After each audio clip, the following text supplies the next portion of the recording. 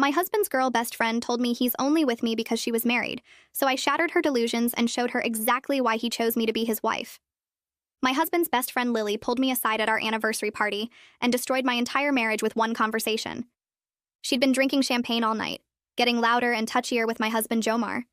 I'd watched them laugh at inside jokes for 3 hours while I played hostess to 40 guests celebrating our 7th wedding anniversary. When I finally got a moment alone in the kitchen, she followed me, leaning against the counter with this strange smile. "You know you're just the consolation prize, right?" she said, swirling her glass. I asked what she meant. She laughed, not mean exactly, but pitying. Jomar proposed to me first, 8 years ago. We were together all through college and 2 years after. He had this whole elaborate plan at the botanical gardens with my favorite flowers everywhere. I said no because I was already engaged to Bradley. Jomar didn't know about Bradley. We'd been long distance and I never mentioned him because I loved having Jomar as my backup plan. She took another sip. He was absolutely destroyed. Cried for weeks. Then 3 months later, he met you at that conference and married you within a year. He needed someone, anyone, to prove he could be chosen. You were available and eager, that's all. I stood there holding a stack of dirty plates while she explained how she kept Jomar close all these years because she enjoyed knowing he still wanted what he couldn't have. How she'd test him sometimes, little touches and comments, and watch his eyes follow her across rooms. Bradley and I divorced last year, she continued. Jomar knows. He's been weird ever since, probably wondering if he made the wrong choice.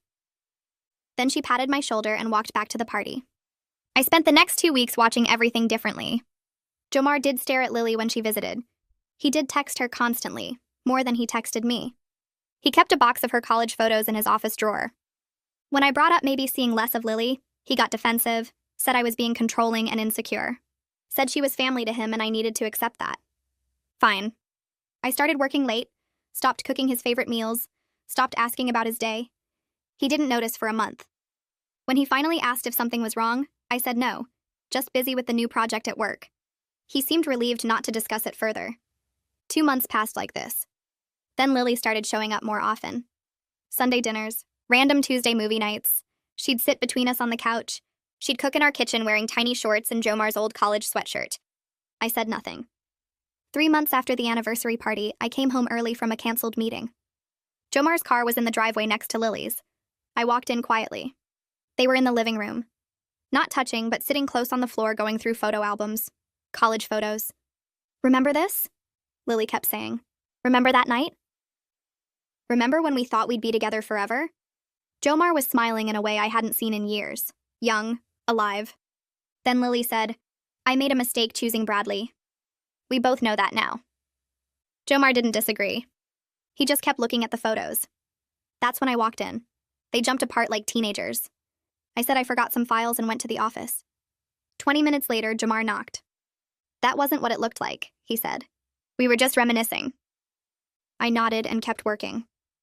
"Lily's been going through a hard time since the divorce," he continued. "She needs friends right now." I said okay and turned back to my computer. He stood there for another minute, then left. The next morning, I called Lily's ex-husband, Bradley.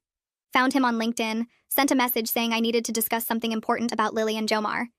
He called me within an hour. Turns out Lily didn't choose Bradley over Jomar all those years ago. The truth was, Jomar had never proposed to Lily. They'd dated for maybe 6 months in college, nothing serious. Jomar broke up with her when he met someone else. Lily had been obsessed with Jomar, showed up at his apartment crying multiple times, threatened to hurt herself if he didn't take her back. Campus security got involved. After graduation, Jomar moved cities partly to get away from her. Bradley divorced Lily because she'd been stalking Jomar online for years, had a folder of photos of Jomar and me from social media, had been planning to break up our marriage since she found out we were engaged. "She's sick," Bradley said. I tried to get her help, but she refused. "Be careful." I sat in my car after Bradley's call ended, my hands gripping the steering wheel so hard my knuckles turned white. Everything Lily said at the anniversary party was a lie, but the truth Bradley just told me was somehow worse because it meant Jomar had been either blind or complicit for years. I couldn't go home yet. I couldn't face Jomar with this information burning in my chest, knowing he'd kept a stalker in our lives for 7 years. I started the car and drove to my sister Natalie's house across town, my mind replaying Bradley's words about the folder of photos, the journal, the threats. Natalie opened the door before I even knocked, took one look at my face and pulled me inside. I told her everything Bradley said about Lily's stalking, the threats to hurt herself, the obsession that drove him to divorce her, the fact that campus security got involved back in college. Natalie's face went from concerned to angry as I talked, and she called for her husband Dylan to come downstairs. Dylan worked in private investigation, and he sat down with us at the kitchen table while I repeated the whole story. He listened carefully, taking notes, asking specific questions about dates and incidents. He explained how stalkers operate, how they build elaborate fantasies and can't separate those fantasies from reality. He said the fact that Lily had kept this up for 8 years meant she was deeply committed to her delusion and wouldn't stop without serious intervention or legal consequences. Dylan pulled out his laptop and helped me create a detailed timeline of every interaction between Jomar and Lily over our 7 years of marriage. We started with when we got engaged and Lily suddenly reappeared in Jomar's life after years of no contact. Looking at it all written out, I saw patterns I'd dismissed as friendship, but now recognized as Lily systematically maintaining access to my husband. The Sunday dinners that became weekly. The texts that came at specific times every day. The way she always wore Jomar's old clothes when she visited. The photos she posted on social media that always included Jomar or our house. Dylan pointed out how she'd inserted herself into every major event in our marriage, always positioning herself as the most important person in Jomar's life besides me. By the time we finished, it was almost midnight. I finally drove home and found Jomar waiting up in the living room, his phone in his hand. He looked worried and asked where I'd been because I hadn't answered his texts. I sat down across from him and said I'd spoken with Bradley. I asked him directly if he knew Lily had stalked him in college, and his face went pale in a way that told me he knew something. Jomar was quiet for a long moment before admitting that Lily went through a rough patch after he broke up with her in college. He said she showed up at his apartment a few times, but he claimed he thought she'd gotten help and moved on. When I pointed out she'd been in our lives constantly for 7 years, he got defensive. He said I was overreacting, that Bradley was probably lying because he was bitter about the divorce, that Lily was just a good friend who cared about him. I pulled out the timeline Dylan helped me create and spread it across the coffee table. I pointed out every time Lily showed up unannounced, every time she wore his old college clothes, every time she positioned herself physically between us on the couch or at parties. Jomar stared at the paper for a long time, his finger tracing the dates and incidents. Finally, he said he needed to think about this, which wasn't the immediate horror and protection I needed from him. I wanted him to be angry, to call Lily right then and tell her to stay away, to apologize for letting this happen. Instead, he just sat there looking at the timeline like it was a puzzle he couldn't solve. I went to bed alone while he stayed on the couch. The next morning, I called Bradley back before Jomar woke up. I asked if he still had any of the evidence from Lily's stalking that led to their divorce. Bradley said he kept everything because his lawyer told him to, and he was willing to share it with me if it would help protect me and Jomar from her. He said he'd email it over within the hour. I sat at my laptop refreshing my inbox until Bradley's email came through. The folder contained screenshots of Lily's social media obsession with Jomar, going back years before Bradley even knew about it. Photos she'd collected of him from mutual friends' accounts, saved and organized by date. A journal she'd kept documenting Jomar's daily routines, what time he left for work, what coffee shop he went to, what gym he used. Reading her entries made my skin crawl because she wrote about him like they were in a relationship even while she was married to Bradley. She described imaginary conversations they'd have, plans for their future together, how she was just waiting for the right time to make Jomar see they belonged together. That evening, I showed the evidence to Jomar. I watched his face carefully as he read through Lily's journal entries about him. He looked sick, his hand shaking slightly as he scrolled through page after page of her obsessive documentation. But then he tried to minimize it by saying she was probably just venting harmlessly in a private journal, that lots of people write things they don't mean. I stared at him in disbelief and asked if he seriously thought a married woman keeping a journal about his daily schedule and writing about their imaginary future together was harmless venting. I closed the laptop and looked at Jomar sitting there on the couch. I told him he needed to cut off all contact with Lily right now, immediately. No more texts or calls or visits.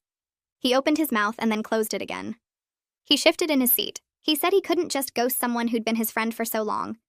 He said it would be cruel to cut her off without explanation when she was going through a hard time with the divorce. I felt my stomach drop listening to him defend her even after reading her journal entries about tracking his daily schedule. I asked him if he understood that his friend was actually a stalker who'd been planning to break up our marriage for years. He got defensive and said I was overreacting, that Bradley probably exaggerated everything because he was bitter, that Lily just needed better boundaries, not total abandonment. I stood up and told him his priority right now should be protecting his wife, not worrying about hurting his stalker's feelings. He said I was being controlling and jealous just like he'd worried about. That's when I really lost it. I pointed at the laptop and asked if he'd actually read the part where she wrote about waiting for the right moment to make him see they belong together. He said she wrote that stuff while married to someone else, so obviously she didn't really mean it.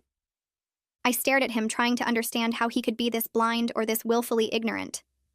We fought for 2 hours, going in circles with him making excuses, and me pointing out facts he couldn't deny, but somehow still managed to minimize. He kept saying Lily was harmless, just confused, just going through something difficult. I kept saying she was dangerous and obsessed and had been manipulating both of us for 7 years. Finally, around midnight, he said he needed space to think and he'd sleep in the guest room. I watched him grab a pillow and walk down the hall. I lay in our bed alone, staring at the ceiling, wondering if my marriage had ever been real or if I'd just been a placeholder in Lily's long game to get Jomar back. I didn't sleep at all that night. The next morning, Jomar left for work early without saying goodbye. I called my friend Caroline around 9 after I knew she'd be between clients. She's a therapist, but I wasn't calling for professional advice. I just needed someone to tell me if I was losing my mind. She listened while I explained everything from the anniversary party to Bradley's revelations to Jomar's refusal to cut contact. When I finished, Caroline was quiet for a moment. Then she said my instincts were absolutely right. She said Jomar's defensiveness was a huge red flag because he was prioritizing his stalker's feelings over my safety and our marriage. She said I needed to protect myself even if Jomar wouldn't. I started crying on the phone, relieved that someone validated what I was seeing. Caroline told me to document everything going forward. Every text from Lily, every conversation with Jomar, every incident. She said I should also consult with a lawyer, not necessarily for divorce, but to understand my options if Jomar kept choosing Lily's presence over my peace of mind. I thanked her and hung up feeling slightly less crazy, but way more scared about what all this meant. Jomar came home that evening and we barely spoke. He made himself dinner while I worked on my laptop. We moved around each other like strangers. 2 days passed like this, cold and distant, sleeping in separate rooms. Then on Thursday morning, I got a text from Lily. She asked if everything was okay because Jomar had been distant with her lately. I read that message 3 times. She'd noticed a 2-day change in Jomar's behavior toward her. She was monitoring him closely enough to detect a slight shift in his texting patterns or response times. Everything Bradley had told me about her obsessive attention to Jomar's patterns was right there in one text message. I took a screenshot immediately and added it to the folder Dylan had helped me create. When Jomar got home that evening, I showed him Lily's text on my phone. I asked him if he thought it was normal for a friend to notice and comment on 2 days of slightly different behavior. He looked uncomfortable reading it. He admitted that Lily did seem to pay unusual attention to him, but then he added that she was probably just worried because they talked every day, and the sudden change concerned her as a friend. I asked him what kind of friend monitors another person's communication patterns that closely. He said she was harmless and just needed better boundaries, like he'd been saying all along. I put my phone down and told him I was going to stay with Natalie for a few days. His face went pale. He asked me not to leave, said we could work this out, said he'd talk to Lily about boundaries. I told him his continued defense of her was choosing her over me, and until he understood that, I needed space to think about our marriage. I packed a bag while he followed me around the bedroom trying to convince me to stay. I left anyway. Natalie's house felt safe in a way my own home didn't anymore. She made up the guest room and didn't push me to talk when I clearly wasn't ready. Dylan came home from work and found me sitting at their kitchen table staring at nothing. He sat down across from me and offered to do a background check on Lily. He said his company had access to employment records and court filings, and he could see if there was any other documented concerning behavior. I agreed, even though it felt weird investigating my own life like this, but I needed to know the full truth about this woman who'd been circling my marriage for years. Dylan worked on his laptop for about an hour while Natalie and I pretended to watch TV. When he called me over, his face was serious. He showed me what he'd found. Lily had been fired from a job 3 years ago.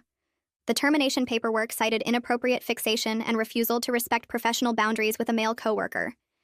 There was no restraining order filed, but HR had documented multiple incidents of her showing up at his desk uninvited, texting him outside work hours, and making other employees uncomfortable with her attention toward him. Dylan printed everything out for me. I stared at the pages, seeing the same pattern Bradley had described, the same pattern I'd witnessed in my own marriage, now documented by a third party who had no reason to lie.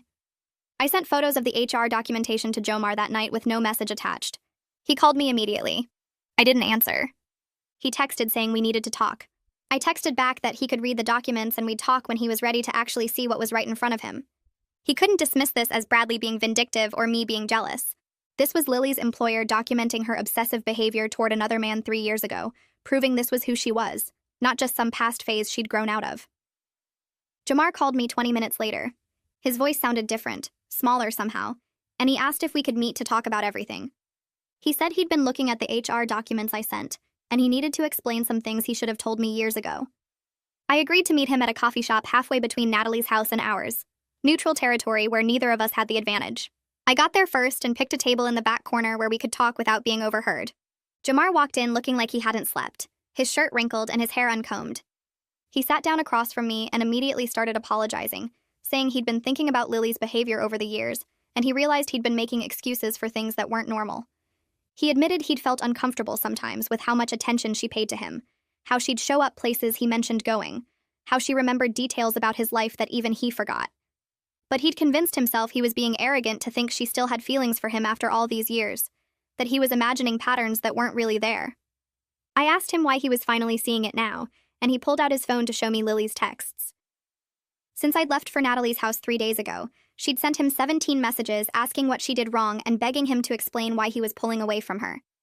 I scrolled through them and watched the tone shift from concerned friend to something desperate and possessive. The first few messages asked if he was okay and if our marriage was having problems. Then they got more intense, saying she could tell something was different in how he was acting toward her, and she deserved to know what changed. The most recent ones from this morning said she knew I was behind this, and she wouldn't let me destroy their friendship. I handed his phone back and asked him if he thought that sounded like normal friend behavior. He stared at the screen for a long moment before admitting it looked really bad when you read them all together like this. Jamar started scrolling through the messages again with fresh eyes, and I could see him recognizing the obsession in Lily's words instead of dismissing them as concerned friendship. His phone buzzed with a new text while we were sitting there, and when he looked at it, his face went pale. Lily had sent another message saying she knew something was wrong and she deserved to know what was happening because they were too close for secrets. I watched Jomar read it and asked him if he understood now that this wasn't normal, that friends don't monitor each other's communication patterns this closely, or demand explanations for slight changes in behavior. He nodded slowly and said he wanted to cut off contact with Lily completely, but then he added that he thought he should do it gradually to let her down easy, because he was worried about how she'd react to a sudden cutoff. I felt my anger spike at his suggestion, and told him that gradual was exactly the kind of thinking that had enabled Lily's obsession for 8 years. I explained that people like Lily don't understand hints or gentle letdowns. They interpret any continued contact as hope that things can go back to normal. I said the only way to deal with someone who can't respect boundaries is a clean break with no room for negotiation or future contact. Jamar looked uncomfortable but said he didn't want to be cruel to someone who'd been his friend for so long, even if that friendship was built on her obsession. I pointed out that staying in contact with her was being cruel to me, his actual wife, and he needed to choose which relationship he wanted to protect. We spent another 20 minutes going back and forth before reaching a compromise. Jamar would send one clear message telling Lily their friendship needed to end, that he'd realized her feelings weren't platonic, and he needed to prioritize his marriage. He pulled up a new text and started typing while I watched over his shoulder. His first draft was full of apologetic language and explanations that left room for her to argue or negotiate. I made him delete the parts where he said he was sorry, and he hoped she understood, the phrases that implied this was a mutual decision they could discuss. I told him to make it clear this wasn't up for debate, that the friendship was over effective immediately. He retyped the message 3 times before I approved it, and then he stared at his phone for another minute before finally hitting send. Lily's response came within 2 minutes. Jamar's phone lit up with a text that filled the entire screen, and I watched his face as he read her calling him a liar. She said I'd poisoned him against her and she knew he didn't really want this. She threatened to tell everyone the truth about how Jomar had led her on for years, while using me as a placeholder until she was available again. Jomar looked shocked and started to respond, but another message came through before he could type anything. Then another. His phone kept buzzing with new texts, each one longer and more unhinged than the last. I took Jomar's phone from his shaking hands and read through Lily's messages as they continued to pour in. She cycled through anger and pleading and threats in the span of 5 minutes.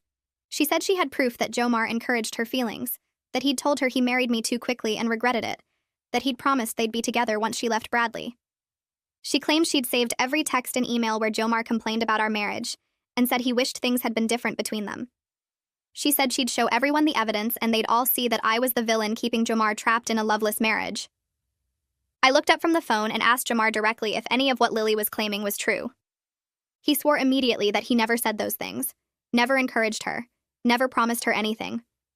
But I could see guilt on his face about something, and when I pressed him harder, he admitted he sometimes complained about our marriage to Lily when we were fighting. He said he'd vent to her about arguments we had, or times when he felt like we weren't connecting, and he guessed she must have interpreted his complaints as him wanting out of our marriage. I felt something cold settle in my stomach as I realized what he was describing. He'd been using Lily as an emotional affair partner even if it never became physical. We spent the next hour sitting in that coffee shop going through every conversation Jomar could remember having with Lily about our marriage. He told me about the time he complained to her after we fought about his parents visiting, and she'd said he deserved someone who appreciated his family. He mentioned venting about our sex life during a rough patch, and Lily had said some people just weren't compatible in that way. Every example he gave showed him sharing intimate details of our problems with someone who was actively hoping we'd fail, feeding information to someone invested in our breakup. I realized he'd been giving Lily ammunition to use against our marriage for years, showing her exactly where our weak points were, so she could position herself as the better option. Jomar broke down crying right there in the coffee shop, his shoulders shaking as he said he never meant to betray me. He insisted he thought Lily was just a supportive friend who understood him, someone he could talk to when things got hard. I felt a weird mix of anger and pity watching him realize he'd been manipulated, but I also knew he'd chosen to confide in her instead of working on our marriage or seeing a real therapist. He'd picked the easy comfort of someone who told him what he wanted to hear over the hard work of actually fixing our problems. His phone kept buzzing with more messages from Lily, but neither of us looked at them anymore.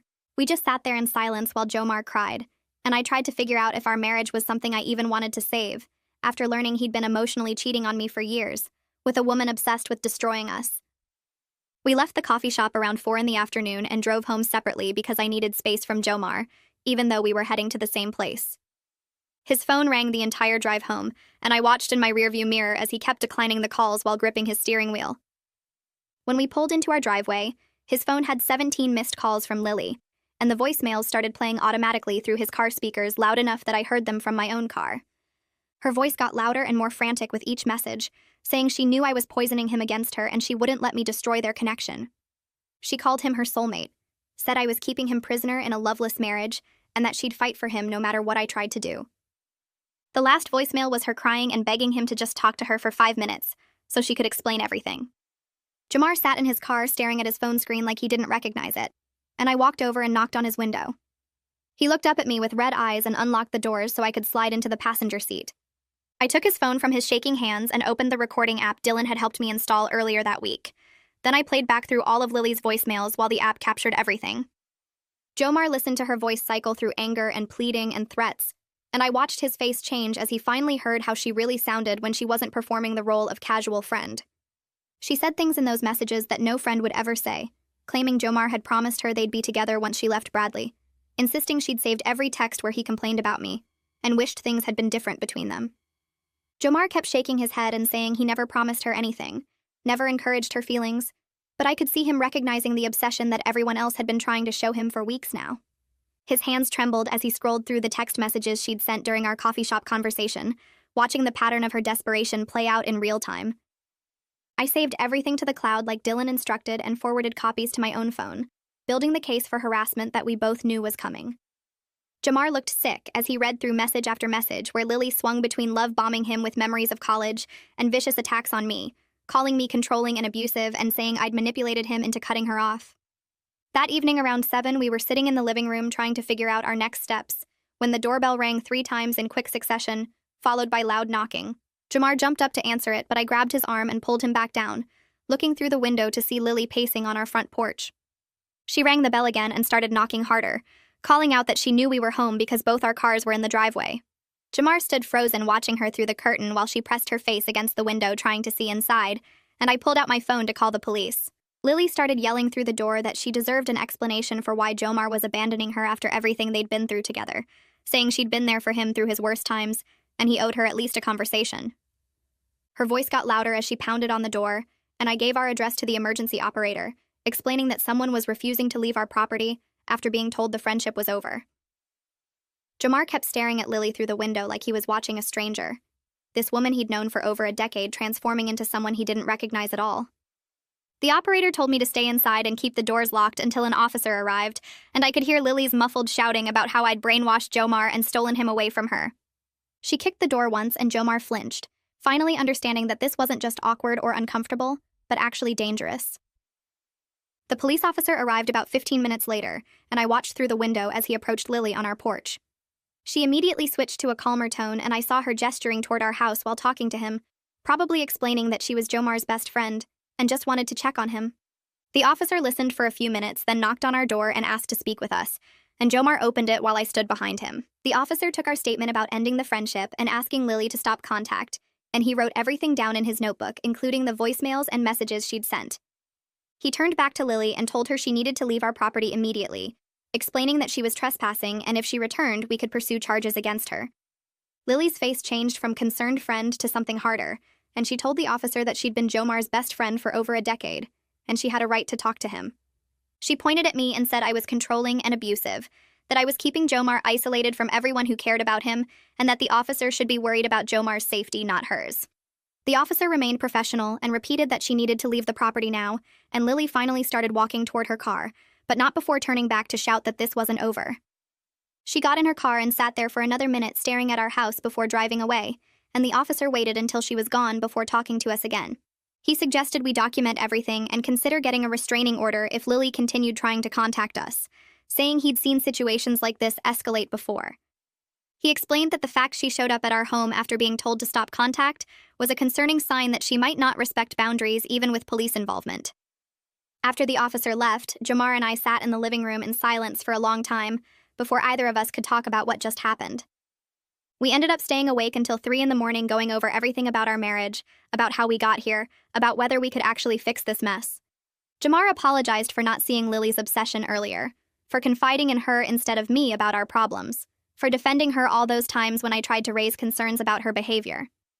He cried again and kept saying he was sorry, but I told him I needed more than apologies, because sorry didn't undo years of him choosing to share our intimate problems with someone who wanted us to fail. We talked about every fight we'd had where he ran to Lily afterward, every rough patch in our marriage where she was the person he turned to instead of a real therapist or marriage counselor. Jomar admitted he liked having someone who made him feel understood without challenging him to actually work on our issues, and hearing him say that out loud made me realize how deep his betrayal went. I asked him if he wanted to stay married to me, or if he'd rather try to make things work with Lily now that she was available, and he looked shocked that I'd even ask. He swore he never wanted Lily romantically and never encouraged her obsession. But I pointed out that his actions told a different story, regardless of his intentions. I told Jomar that if we were going to try to save our marriage, he needed to start therapy immediately, both individual sessions to understand why he allowed this toxic dynamic and couples counseling with me to rebuild the trust he'd destroyed. He agreed without hesitation, and I saw genuine remorse on his face, but I also knew that remorse wasn't the same as actual change. I explained that I needed to see consistent action over time, not just promises made in a moment of crisis when he was scared of losing me. We made a plan for him to find a therapist within the week and for us to start couples counseling as soon as possible, and I told him that if he missed appointments or didn't take it seriously, I was done trying. Jomar nodded and reached for my hand, but I pulled away, telling him that physical comfort wasn't something he'd earned back yet. We finally went to bed in separate rooms around 3:30 in the morning, both of us exhausted but knowing sleep wouldn't come easy after everything that happened. Over the next week, Lily continued trying to contact Jomar through every method she could think of since he'd blocked her number. She sent emails to his work account and personal account, messaged him through social media platforms we'd forgotten he even had accounts on, and created new accounts when he blocked those too. Each message swung wildly between love bombing him with happy memories from college and vicious attacks on me, calling me every name she could think of and blaming me for destroying their friendship. I screenshot everything and added it to our growing file of evidence, watching the pattern of her obsession play out in digital form. Jomar looked more disturbed with each new message, finally seeing clearly what everyone else had been trying to tell him about Lily's unhealthy fixation. She sent him photos from college with captions about how happy they used to be, then followed up with messages saying I'd never understand him the way she did. One night, she sent 17 messages in 2 hours, each one more desperate than the last, begging him to remember their connection, and promising she could make him happier than I ever could. Dylan came over that weekend with a security consultant friend to help us install cameras around our house and change all the locks. He explained that stalkers often escalate when they lose access to their target, and the cameras would give us evidence if Lily tried to show up again. Jomar looked embarrassed that we needed these precautions because of someone he'd called his best friend for years, but he helped with the installation without complaining. We put cameras at the front door, back door, and driveway, all connected to an app on both our phones so we could check them from anywhere. Dylan's friend also installed motion sensor lights around the perimeter of the house and showed us how to set up alerts if anyone approached the property. The whole process took about 4 hours and cost more money than I wanted to spend, but I knew it was necessary to feel safe in our own home. Jamar kept apologizing while we worked, saying he never imagined his friendship with Lily would lead to us needing security cameras and new locks. I didn't respond because there wasn't anything to say that would make the situation less awful. The next morning, I woke up to texts from 3 different people asking if Jamar and I were okay, because Lily had posted something weird on Facebook. I checked her profile and saw a long post about fake friends and people who stab you in the back after you give them everything. She didn't name us, but everyone who knew about their friendship would understand who she meant. Jamar got similar messages throughout the day from coworkers and mutual friends wanting to know what happened between him and Lily.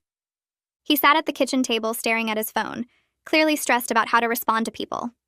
I could see him typing and deleting messages over and over, trying to figure out what to say that wouldn't make things worse but also wouldn't let Lily paint herself as the victim. He finally asked me what I thought he should tell people, and I said he needed to be honest about why he ended the friendship. I explained that Lily was already controlling the story with her vague posts, and if he stayed silent, people would believe her version where she did nothing wrong and we just turned on her for no reason. Jamar looked uncomfortable with the idea of sharing private details, but I reminded him that Lily had a documented history of stalking and obsessive behavior that people needed to know about for their own safety. He agreed to talk to his closest friends and coworkers about the real situation, instead of making up some polite excuse about growing apart.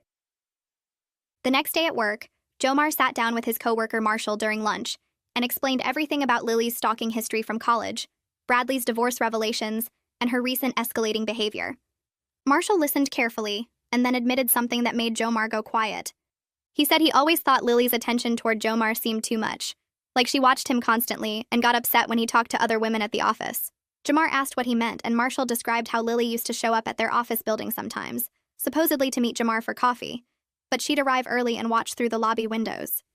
Marshall had seen her standing outside their floor multiple times, timing her arrival for when Jamar usually took his break.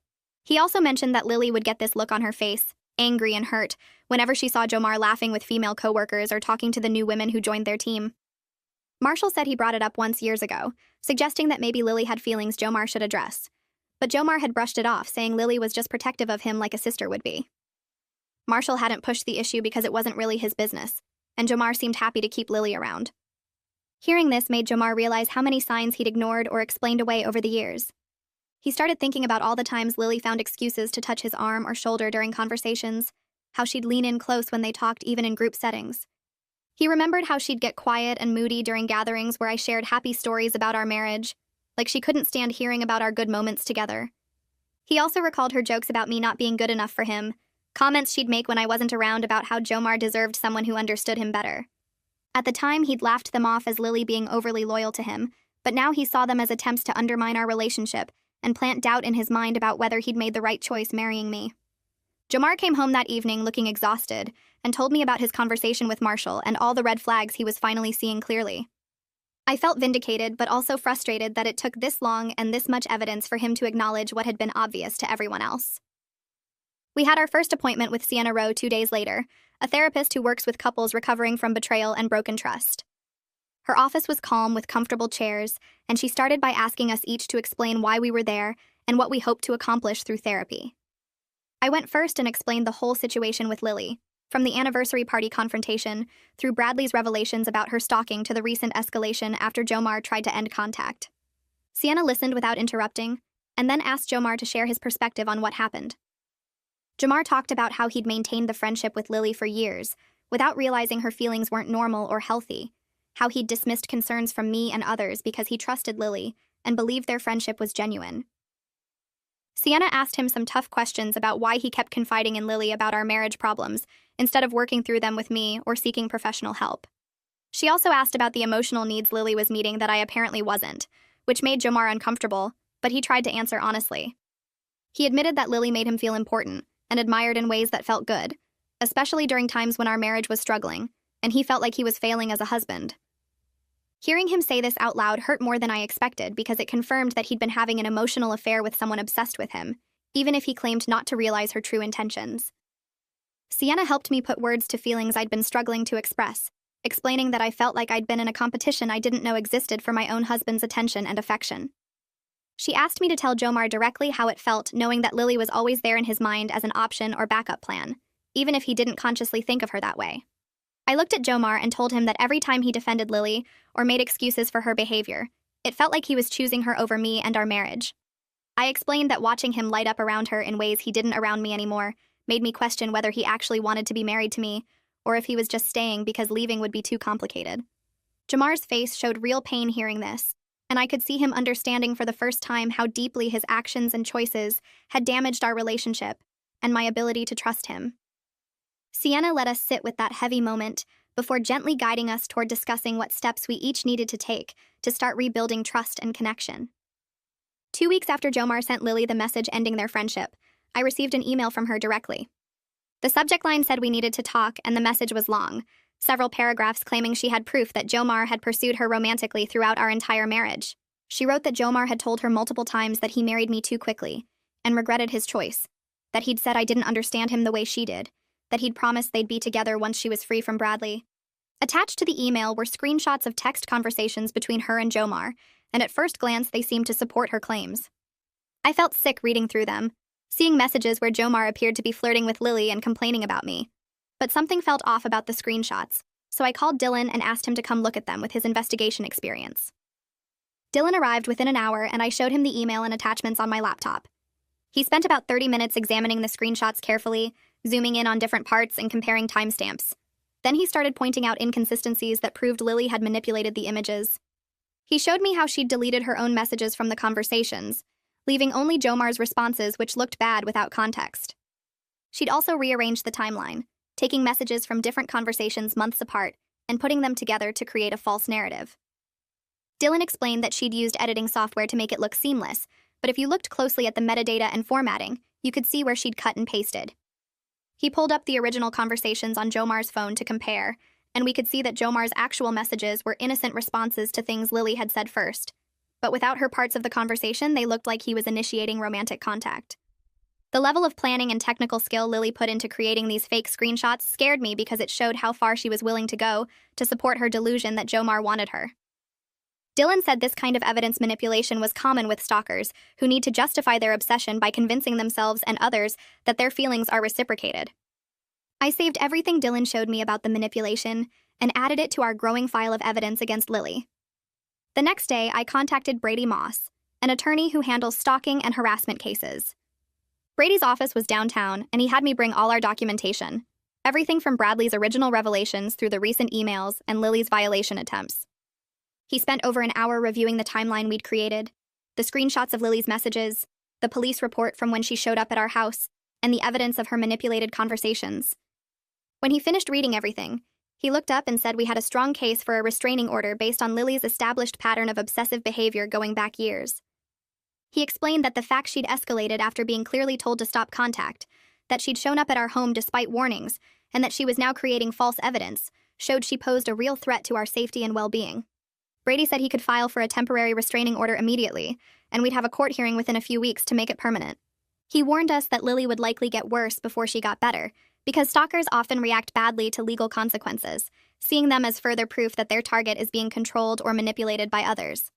I signed the paperwork authorizing Brady to move forward with the restraining order and left his office feeling both relieved that we were taking legal action and anxious about how Lily would respond when she got served. Brady filed the paperwork for a temporary restraining order the next morning and called me that afternoon to say Lily had been served at her apartment. The process server reported she'd tried to refuse the papers at first, claiming they had the wrong person, but eventually took them after he explained he'd just keep coming back. The court date for the permanent restraining order was set for 3 weeks out, which felt like forever when I thought about Lily having that much time to react. Brady warned me on that call that stalkers often get worse when faced with legal consequences because they see restraining orders as proof their target is being controlled or manipulated by others. He told me to document everything, save every message or call and contact police immediately if Lily showed up anywhere near us.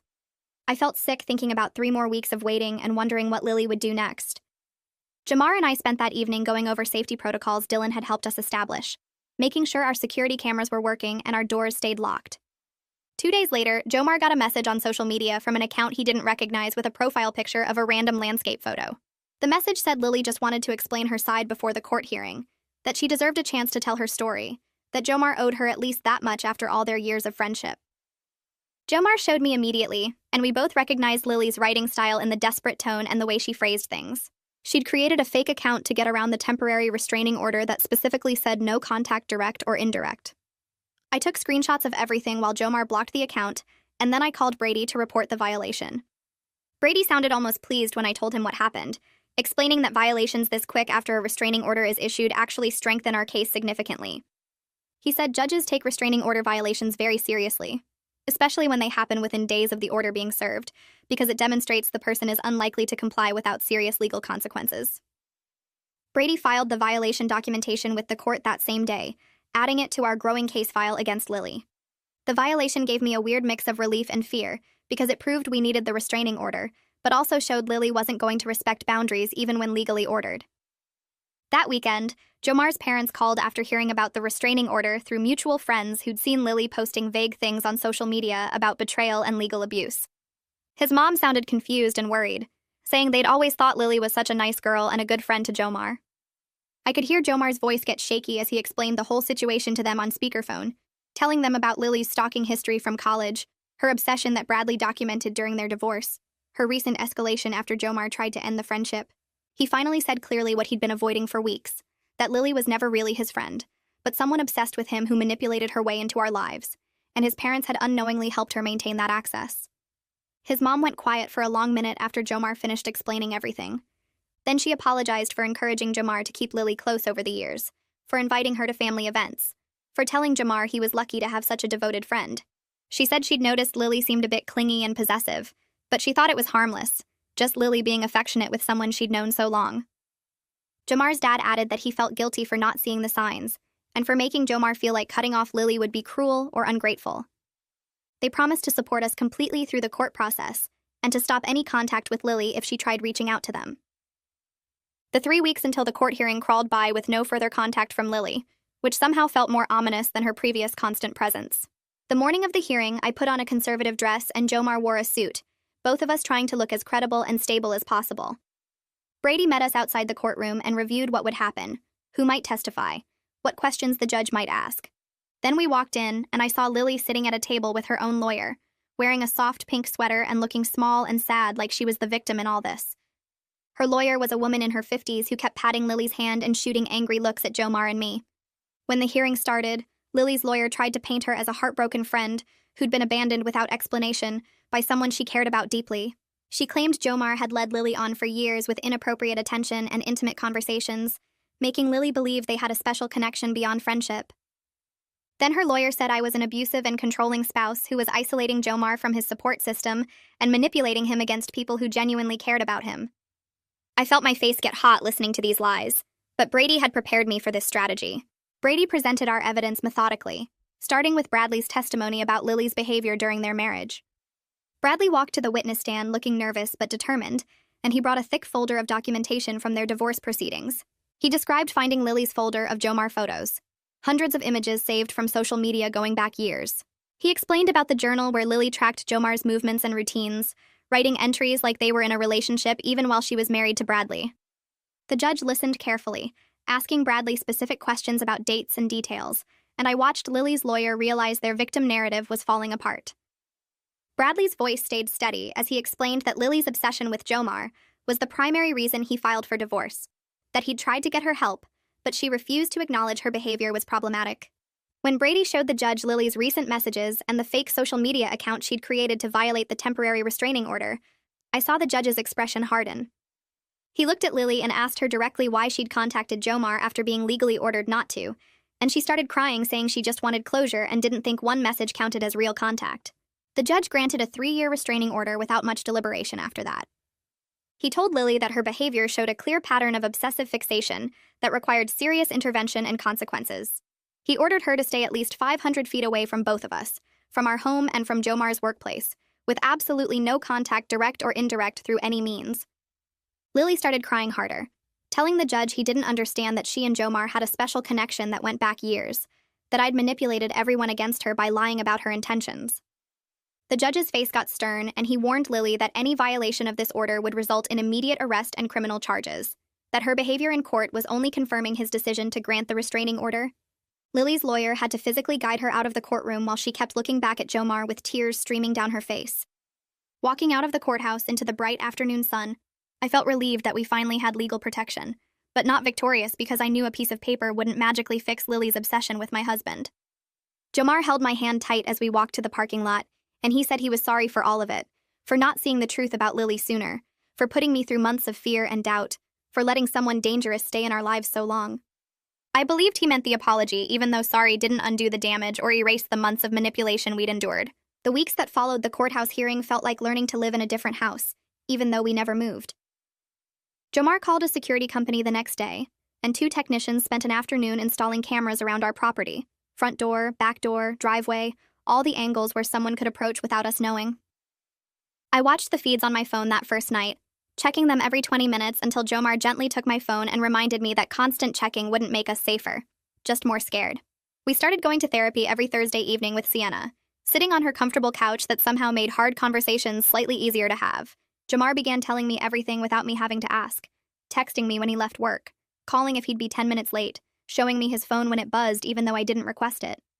Some days his transparency felt suffocating because it reminded me why we needed it in the first place, but other days I appreciated seeing him actually try to rebuild what he'd broken.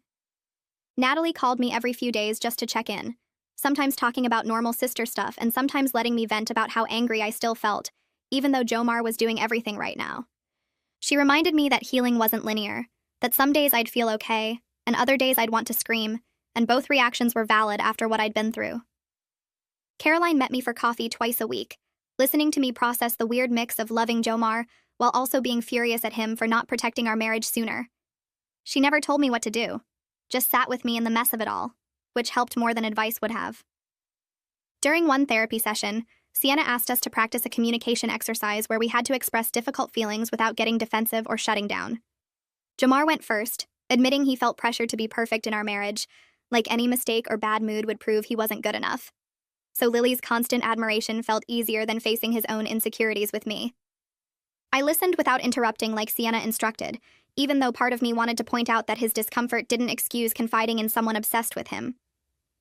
When my turn came, I told Jomar that I sometimes shut down during fights instead of working through them because conflict scared me, and that distance I created gave Lily space to insert herself as his emotional support. Sienna nodded and said this honesty was necessary even though it hurt, that we both contributed to the cracks Lily exploited, which didn't make Lily's behavior okay but helped us understand how to build something stronger.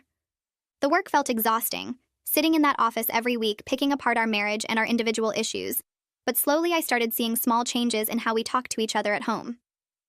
3 months after the restraining order, Jomar's friend Diego called him sounding uncomfortable, saying Lily had reached out asking Diego to pass along a message.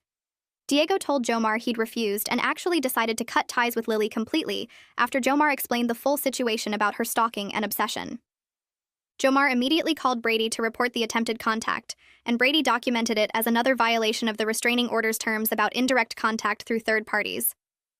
The police contacted Lily with a warning that any further attempts would result in her arrest, and Brady said this violation actually helped our case by showing she couldn't follow court orders, even with legal consequences hanging over her. Dylan's security consultant friend reminded us to stay alert because stalkers with obsessive patterns rarely give up completely. They just get quieter and wait for perceived opportunities. Our 8th anniversary arrived on a random Tuesday, and instead of throwing a party like last year, Jomar and I stayed home and ordered takeout from our favorite restaurant. We sat on the couch eating pasta and talking about how different this year felt from last year's celebration, where Lily had pulled me aside and started this whole nightmare. Jomar handed me an envelope after dinner, and inside was a letter he'd written in therapy about his commitment to our marriage and his understanding of how badly he'd failed me by not seeing Lily's manipulation sooner. I cried reading his words about taking responsibility without making excuses, about recognizing that his actions hurt me regardless of his intentions, about promising to do better every single day even when it was hard. We weren't back to where we were before all this happened, and honestly we never would be, because that version of our marriage was built on false foundations where Jomar had inappropriate boundaries, and I avoided difficult conversations. But we were building something new that felt more honest, with actual communication instead of assumptions. And some days I genuinely believed we'd make it through this stronger than before. I started seeing my own therapist separately from our couples sessions, a woman named Dr. Beck, who specialized in trust issues and relationship trauma. She helped me understand that Jomar's betrayal was real even if it wasn't a physical affair, that emotional infidelity and poor boundaries caused legitimate damage I was allowed to grieve. Dr. Beck said I didn't have to forgive quickly or pretend to be over it just because Jomar was trying harder now, that healing happened on my timeline, not anyone else's schedule. One evening, Jomar came home from work looking excited instead of his usual cautious, careful mood, and he told me his boss had offered him a promotion to senior manager. Instead of celebrating with coworkers first or waiting to tell me later, he came straight home to share the news with me, asking if we could go out to dinner to celebrate together. I felt myself smile genuinely for the first time in months, not because of the promotion itself, but because he'd immediately included me instead of compartmentalizing his work life like he used to do. Small moments like this showed me he was really trying to change his patterns, and I was learning to acknowledge his efforts even while I was still healing from everything that happened. 6 months after the restraining order became permanent, Jomar and I drove 3 hours north to a small cabin by a lake for the weekend. We needed space away from our house where Lily had sat on our couch and cooked in our kitchen and tried to take my husband. The cabin had 2 bedrooms and a porch overlooking the water, and we spent the first evening just sitting outside watching the sunset without talking much. The next morning, Jomar made coffee and we sat at the wooden table discussing whether we should sell our house and buy something new in a different neighborhood. He said a fresh start might help us leave behind all the bad memories, and I agreed that coming home to the same living room where I'd found him looking at photos with Lily still made my chest tight sometimes. We looked at real estate listings on my phone and talked about what we wanted in our next place. Maybe something with a bigger yard and a proper office for each of us, so we had our own spaces. That afternoon, we walked around the lake, and Jomar held my hand the whole time, and he told me he was proud of how strong I'd been through everything, and sorry again for not protecting our marriage better. I told him I was learning to forgive him even though some days were harder than others, and that I believed we could build something better than what we had before, because now we both understood what real boundaries looked like. I know Lily's obsession might come back someday, because people like her don't just stop wanting what they've fixated on for years. I know Jomar's emotional affair and his choosing to confide in her instead of me left damage that will take years to fully heal. But we're both in therapy every week, and we're both trying to be honest even when it's uncomfortable, and we're building a marriage where nobody else gets space to wedge themselves between us ever again. Some days I'm genuinely happy with him, and other days I still feel angry about everything he let happen, but I'm choosing to stay and do the work because I think we can make it.